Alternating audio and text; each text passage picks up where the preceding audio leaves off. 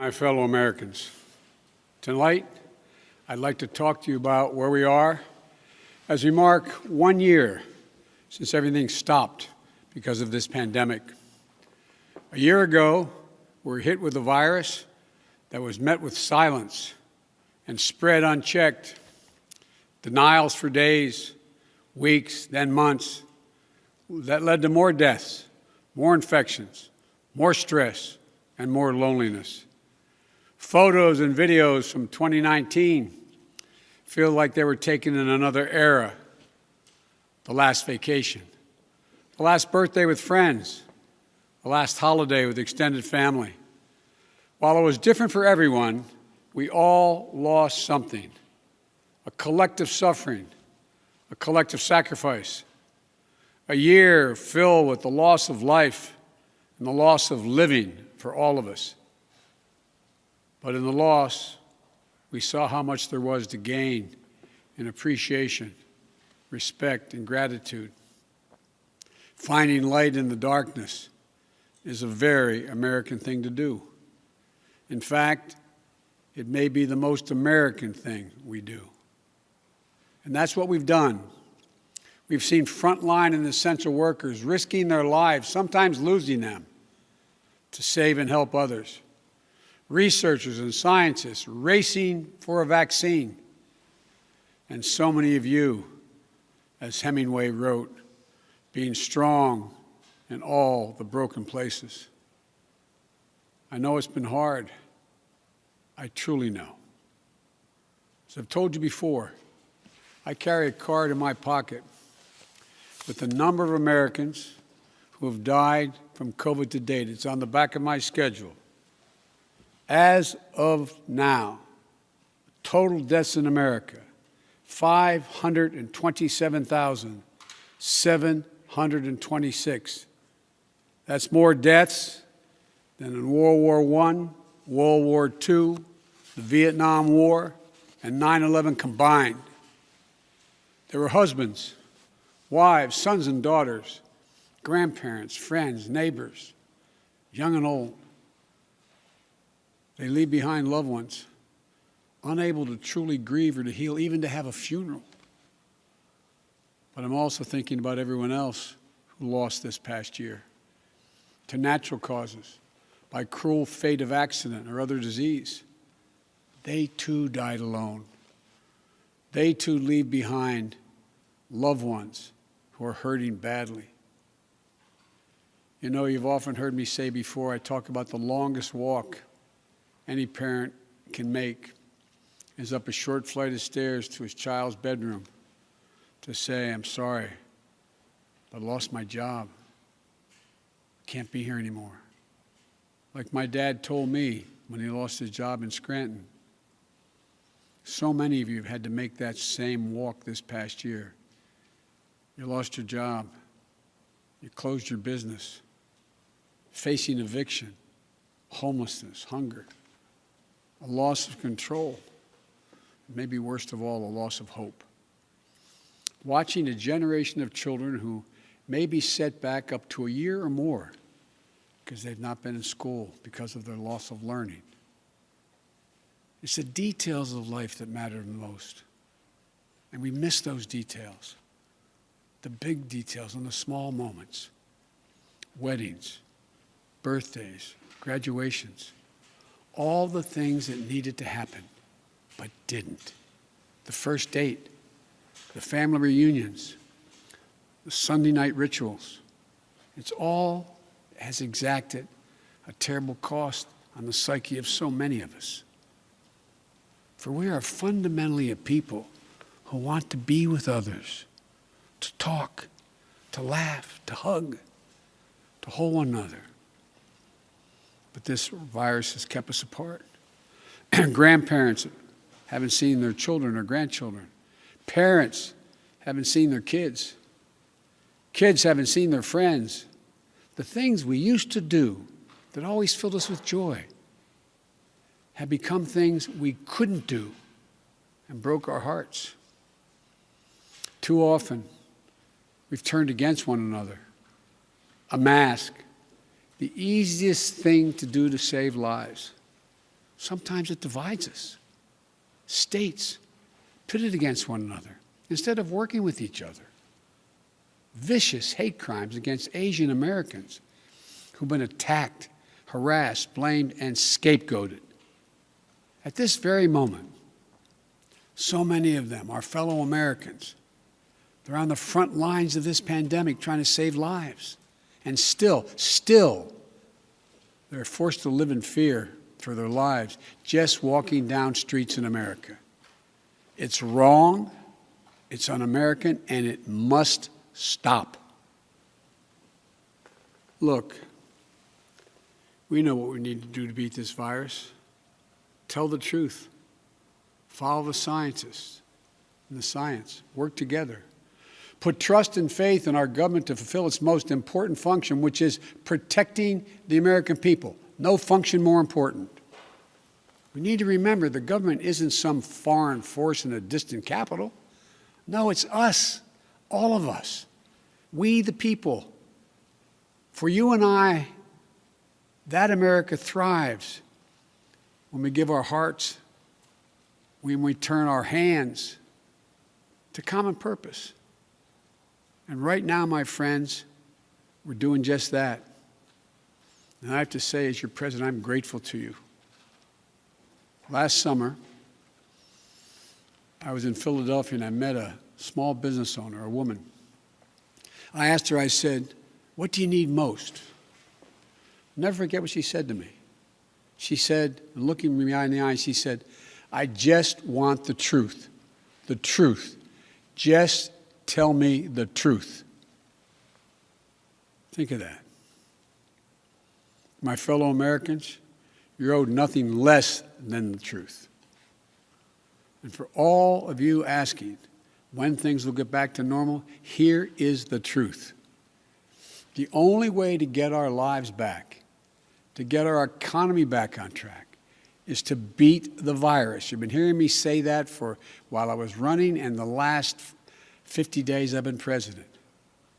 But this is one of the most complex operations we've ever undertaken as a nation in a long time. That's why I'm using every power I have as President of the United States to put us on a war footing to get the job done. Sounds like hyperbole, but I mean it, a war footing. And thank God we're making some real progress now. In my first full day in office, I outlined for you a comprehensive strategy to beat this pandemic. We've spent every day since attempting to carry it out. 2 months ago, this country didn't have nearly enough vaccine supply to vaccinate all or ever near all of the American public. But soon we will. We've been working with vaccine manufacturers, Pfizer, Moderna, Johnson & Johnson, to manufacture and purchase hundreds of millions of doses of these 3 safe, effective vaccines.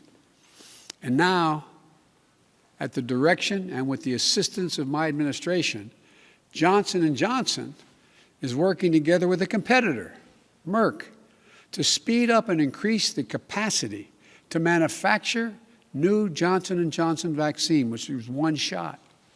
In fact, just yesterday, I announced, and I met with the CEOs of both companies, I announced our plan to buy an additional 100 million doses of Johnson & Johnson vaccines.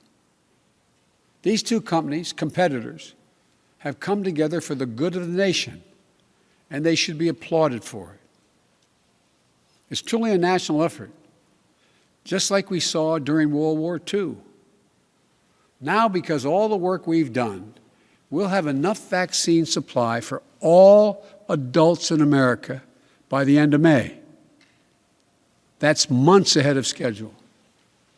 And we're mobilizing thousands of vaccinators to put the vaccine in one's arm, calling active duty military, FEMA, retired doctors and nurses, administrators, and those to administer the shots. And we've been creating more places to get the shots. We've made it possible for you to get a vaccine at nearly any one of 10,000 pharmacies across the country, just like you get your flu shot. We're also working with governors and mayors in red states and blue states to set up and support nearly 600 federally supported vaccination centers that administers hundreds of thousands of shots per day. You can drive up to a stadium or a large parking lot, get your shot, never leave your car, and drive home in less than an hour. We've been sending vaccines to hundreds of community health centers all across America, located in underserved areas.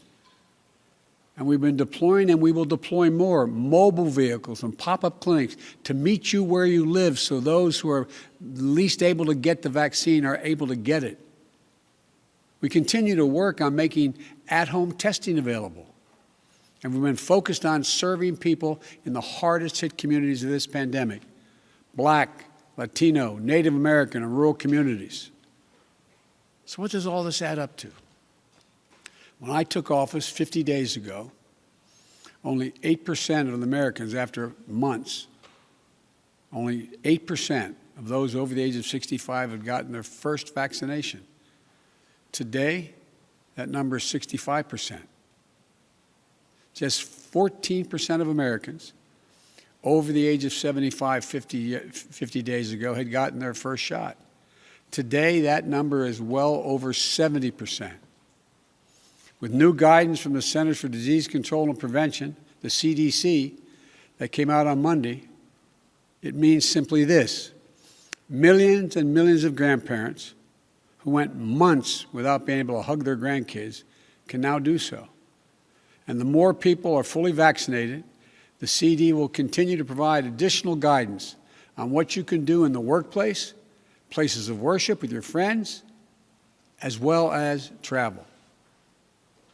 When I came into office, you may recall, I set a goal that many of you said was kind of way over the top.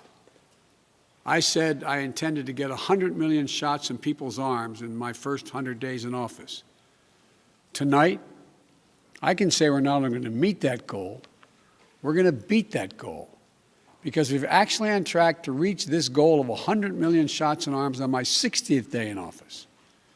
No other country in the world has done this. None. Now, I want to talk about the next steps we're thinking about. First, tonight, I'm announcing that I will direct all states, tribes, and territories to make all adults, people 18 and over, eligible to be vaccinated no later than May 1. Let me say that again. All adult Americans will be eligible to get a vaccine no later than May 1. That's much earlier than expected. Let me be clear. That doesn't mean everyone's going to have that shot immediately, but it means you'll be able to get in line beginning May 1. Every adult will be eligible to get their shot.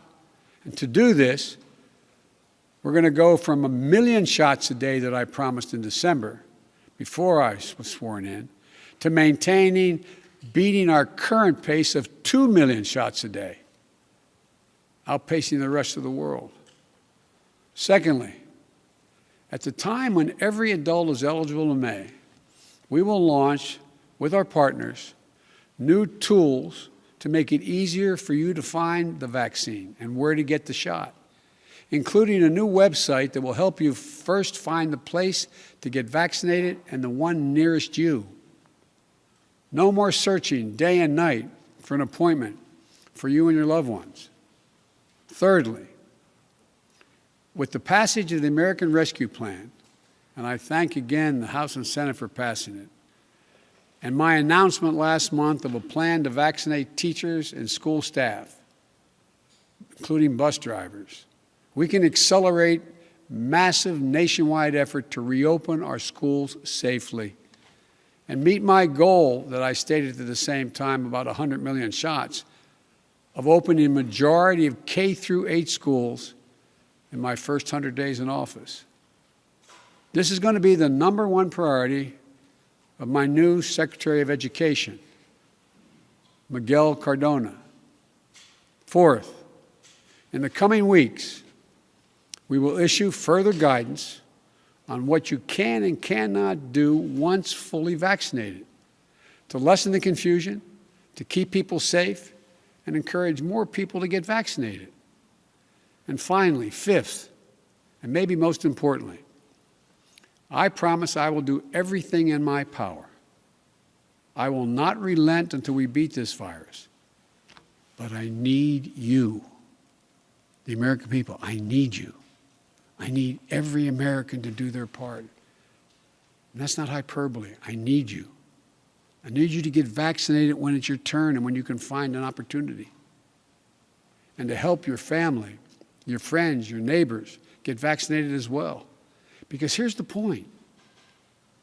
If we do all this, if we do our part, if we do this together, by July the 4th, there's a good chance you, your families and friends will be able to get together in your backyard or in your neighborhood and have a cookout or a barbecue and celebrate Independence Day.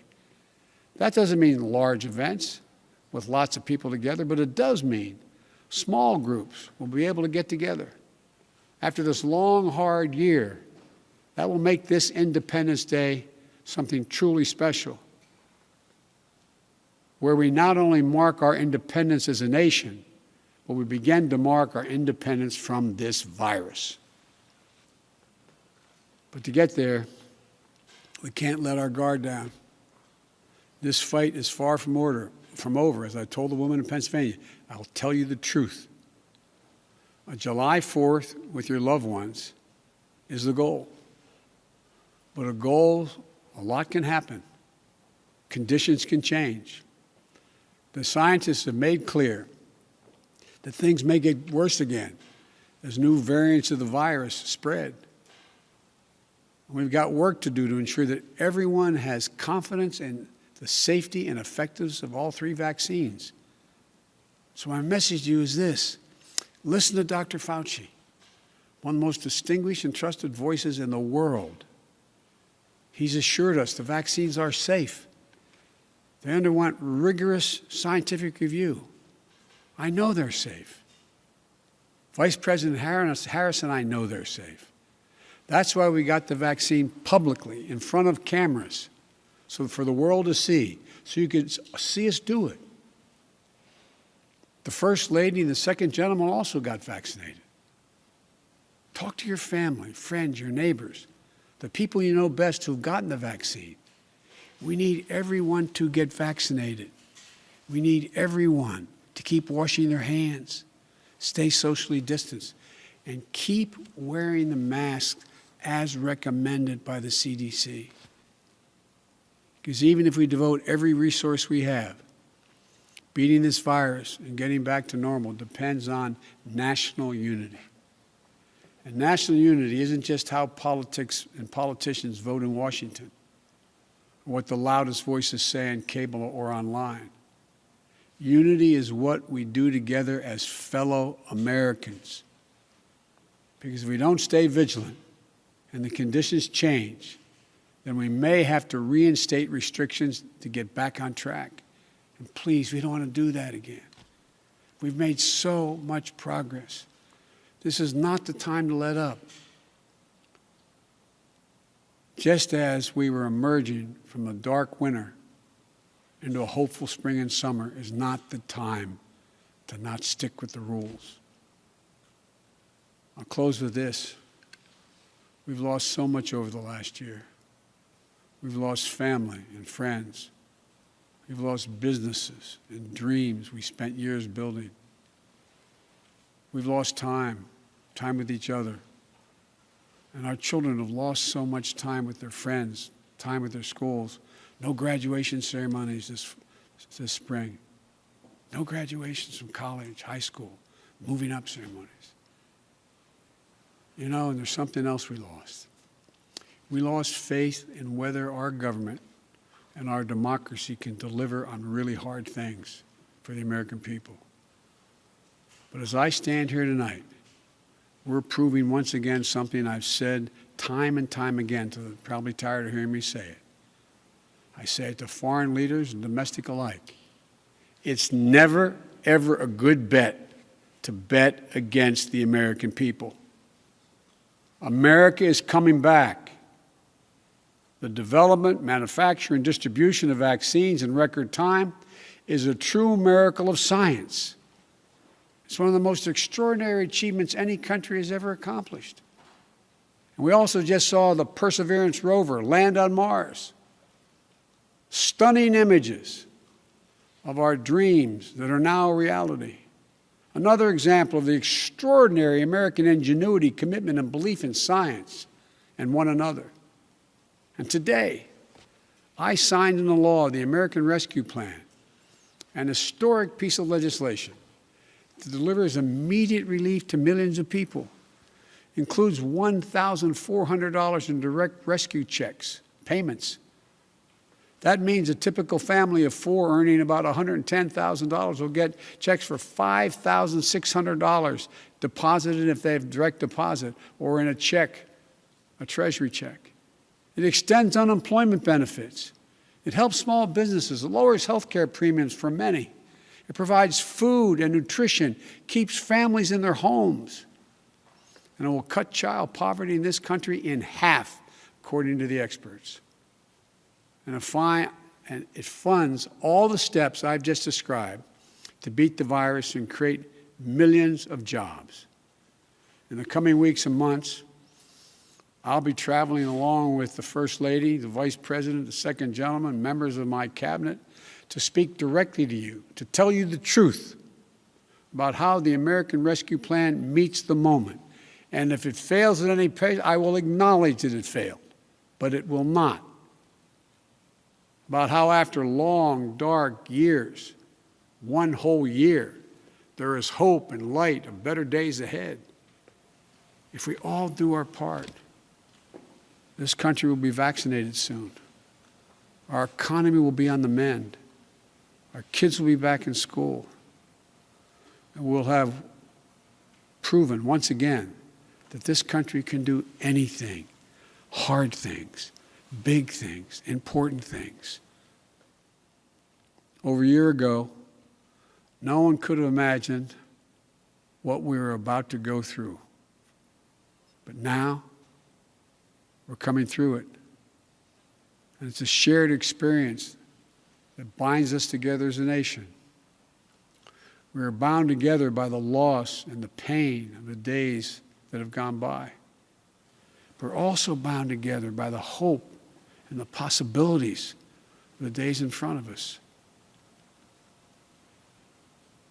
My fervent prayer for our country is that after all we've been through, we'll come together as one people, one nation, one America. I believe we can and we will. We're seizing this moment. And history, I believe, will record. We faced and overcame one of the toughest and darkest periods in this nation's history. Darkest we've ever known. I promise you, we'll come out stronger with a renewed faith in ourselves, a renewed commitment to one another, to our communities and to our country. This is the United States of America. And there's nothing, from the bottom of my heart I believe this, there's nothing we can't do when we do it together. So God bless you all. And please, God, give solace to all those people who lost someone. And may God protect our troops. Thank you for taking the time to listen. I look forward to seeing you.